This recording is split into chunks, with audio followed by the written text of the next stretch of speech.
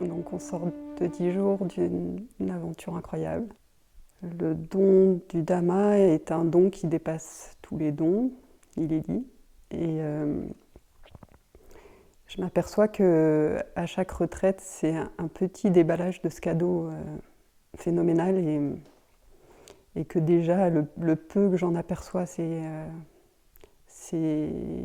transformateur, c'est bouleversant. C'est ce que j'ai rencontré de plus efficace pour mieux se connaître et rencontrer ses limites, traverser ses limites. C'est un accouchement en fait où on va rencontrer ses profondeurs et donc ce qui a de limitant dans nos profondeurs et de profondément souffrant. Ouais, enfin, ça nous met face à des choses qu'on ne peut pas prendre conscience si justement on ne s'arrête pas de manière intense pendant 10 jours. Pour moi, c'était surtout l'occasion de mieux comprendre les fonctionnements de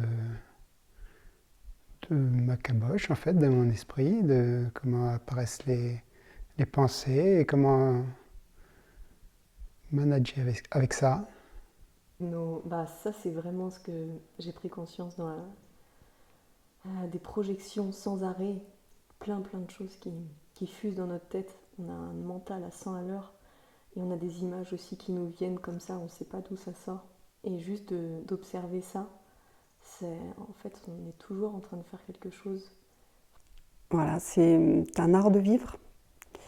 Un art de vivre qui dépasse de loin une pratique juste pendant 10 jours de stage, qui est un apprentissage pour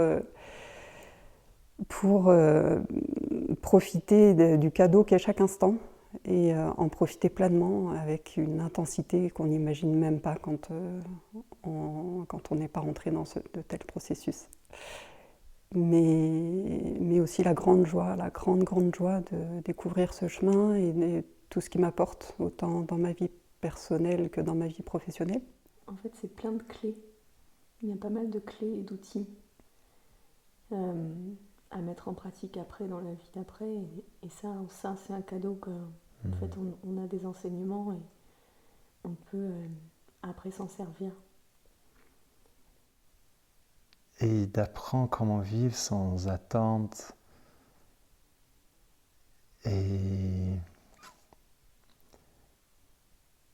de retrouver cet état naturel de la béatitude. Et le résultat, surtout, j'avais déjà connu ça, mais ça a été pour moi l'occasion de le retravailler, de mieux le comprendre. C'est donc une grande clarté d'esprit, un grand calme de la tête, beaucoup de silence, beaucoup de plaisir à écouter ce silence. Pour voir la réalité un peu plus telle qu'elle est.